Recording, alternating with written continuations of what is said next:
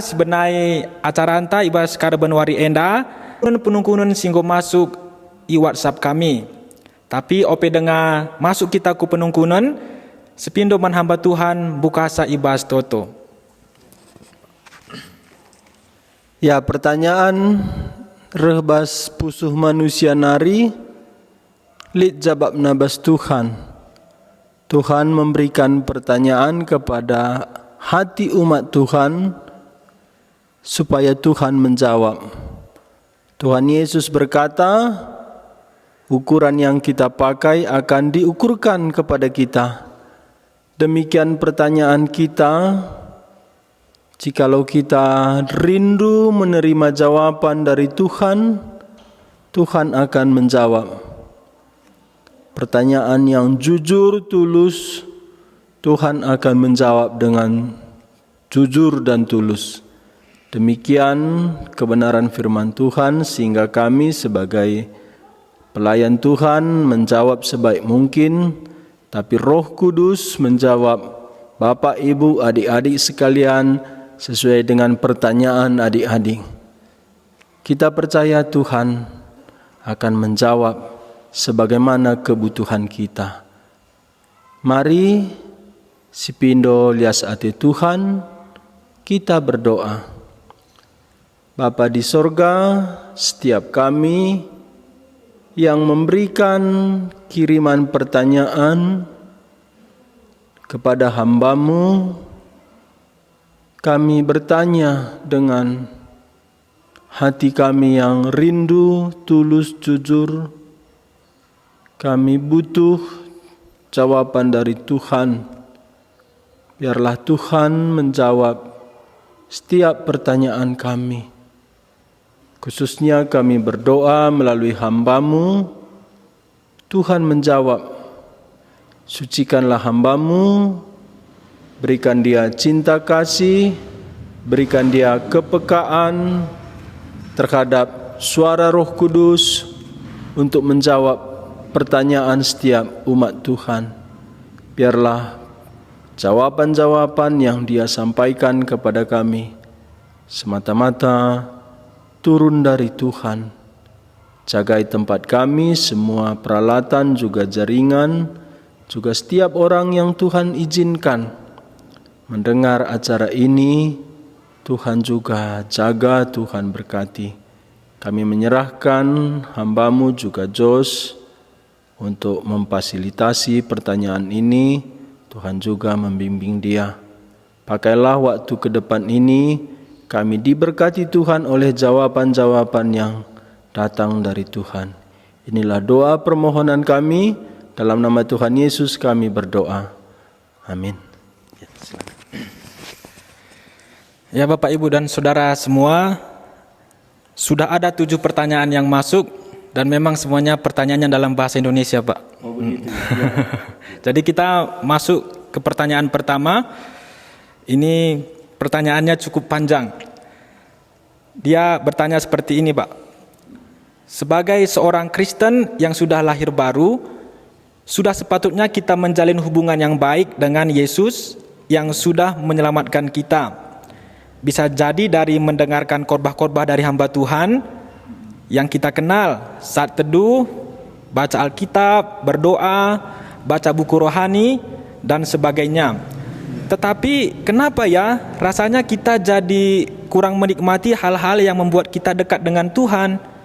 Padahal jiwa haus dan rindu sekali mendengar firman Tuhan yang boleh menegur atau menjawab pergumulan. Kenapa hal tersebut bisa terjadi, Pak? Apakah solusinya? Ya, jadi Kristen ada Kristen KTP, Kristen tanpa penebus. Ya, ada Kristen sungguh-sungguh dilahirkan dari firman Tuhan melalui pekerjaan Roh Kudus oleh kabar baik tentang Kristus mati dan bangkit. Demikian kita diselamatkan. Inilah orang-orang yang disebut lahir baru. Orang-orang yang disebut lahir baru adalah anak-anak Tuhan, disebut jemaat Kristus, tubuh Kristus. Kristus sebagai kepala, juga disebut orang yang sudah dilahirkan kembali disebut pengantin perempuan dan Kristus sebagai pengantin laki-laki. Ya, antara pengantin orang yang mau menikah, ya harusnya menggubu-gubu ya. Ya harusnya. Karena belum pernikahan ini, masih persiapan. Oh, masa sih calon pengantin ketemu dengan calon pengantin dingin, tidak ngomong kan? Ya, jadi Alkitab berkata orang yang diselamatkan ini orang-orang yang mempunyai damai sejahtera, orang-orang yang mempunyai sukacita terhadap firman Tuhan. Ada beberapa pendapat, tapi saya kasih tahu pertama, ada pendapat bahwa tidak harus ada kehangatan, kerinduan, sukacita terhadap firman Tuhan. Cukuplah dengan rasio saja, logika. Tidak perlu ada perasaan hangat, sukacita. Kita hidup dalam firman Tuhan, kita mengerti sudah. Mungkin ada orang yang setuju dengan ini, tapi yang bertanya ini pasti tidak setuju. Makanya dia tanya kan, udah dengar khotbah, baca renungan, ya, baca Alkitab, harusnya kan sukacita, ada kehangatan dengan firman Tuhan, ada pelayanan firman Tuhan. Kadang-kadang firman Tuhan tajam, menegur, tapi kita bersukacita. Tapi ini kok biasa-biasa saja. Pengen ada relasi dengan Tuhan, serius mendengar khotbah, baca buku, baca firman. Oh, kok tidak ada apa-apa. Ya, saya juga pernah mengalami ini. Tapi selama perjalanan iman makin hari, makin banyak pengalaman bersama Tuhan, juga bagaimana kebenaran firman Tuhan. Kebenaran firman Tuhan tidak pernah memisahkan logika dengan emosi juga keinginan. Ya, contohnya dalam Mazmur dikatakan, firman-Mu seperti madu di langit-langit mulutku. Ini kan bukan berarti tidak ada perasaan apa-apa. Firman-Mu adalah terang bagi jalanku, pelita bagi kakiku. Firman-Mu menyegarkan jiwaku. Ini semua bukan hanya logika, bukan hanya rasio. Tapi kenapa sekarang firman Tuhan, khotbah, renungan, juga Alkitab sepertinya biasa? Apakah ini memang wajar? Apakah ini, ya, kadang-kadang memang kita berjalan bersama Tuhan tidak berperasaan gitu. Ya, tapi semua ini tidak ada kita temukan dalam Alkitab. Kita temukan dalam Alkitab itu hangat. Suatu hari Tuhan Yesus berkata kepada muridnya, "Tidakkah engkau pergi juga?" Karena orang menolak Tuhan Yesus, orang-orang meninggalkan Tuhan Yesus karena perkataan Tuhan Yesus keras, tegas. Dia berkata kepada para murid, Yohanes pasal 6, "Tidakkah engkau pergi juga?" Itu mengusir dengan lemah lembut. Tapi Petrus berkata, "Kemanakah kami pergi? Firman-Mu adalah roh yang menghidupkan." Itu artinya ada sesuatu yang membuat kita itu hidup, bertumbuh, bukan hanya logika. Jadi firman Tuhan tak mungkin hanya logika. Firman Tuhan menyentuh jiwa kita, kehendak kita. Sekarang mengapa tidak lagi? Ini ada sesuatu yang salah. Ada sesuatu yang tidak beres. Suatu hari Rafi Sakarias berkata, "Mengapa ada kesakitan di dunia?" Dan dia bersaksi, ada seorang yang kakinya lumpuh dan tidak ada rasa kesakitan lagi. Suatu hari yang kakinya lumpuh ini berdiam di dekat api sampai kakinya itu terbakar karena tidak berperasaan lagi. Dan itu pernah terjadi bagi ibu kami, mama kami yang melahirkan saya pernah. Dia datang ke tempat saya, dia tunjukkan kakinya itu udah hitam berlubang. Kenapa? Aku bilang, enggak ada perasaanku. Demikian rohani kita tak mungkin tidak berperasaan. Jadi jikalau sudah tidak berperasaan, ada sesuatu yang sakit. Seperti ibu kami itu, dia memang terganggu sarafnya karena otaknya itu disumbat darah yang membeku. Demikian sarafnya tidak berfungsi. Kalau kita sudah dilahirkan kembali, kita hidup secara rohani. Tak mungkin tidak berperasaan, beremosi, berkehendak rohani kita. Jadi kenapa tidak lagi? Ada yang salah. Dan Alkitab berkata ada dua. Pertama itu Efesus pasal 4 ayat 30. Jangan mendukakan Roh Kudus Tuhan. Roh Kudus berduka karena kita berdosa. Roh Kudus tidak keluar dari hidup kita, tapi Roh Kudus diam. Ini sampai kapan?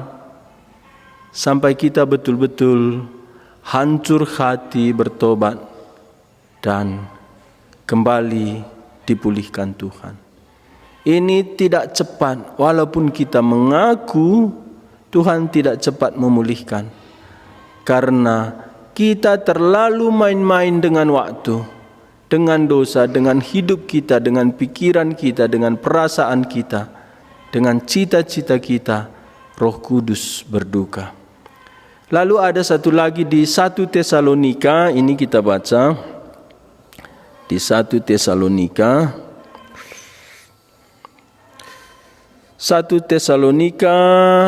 5 ayat 19 sampai 20.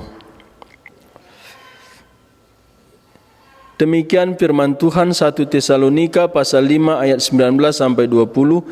Janganlah padamkan roh dan janganlah anggap rendah nubuatan-nubuatan. Ada juga kehendak Roh Kudus.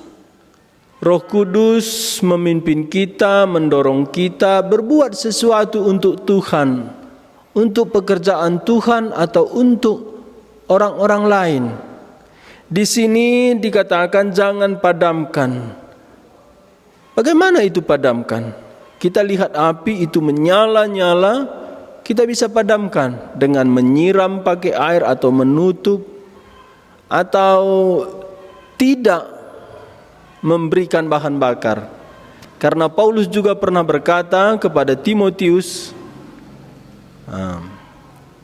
dia berkata bahwa kamu harus mengipas, menghidupkan kembali karunia-karunia. Biarlah rohmu menyala-nyala. Ini semangat. Jadi ada sesuatu yang Roh Kudus mau kita lakukan. Dia memberi dorongan dalam hati kita. Dia memberikan pengertian. Tapi kita tidak taat.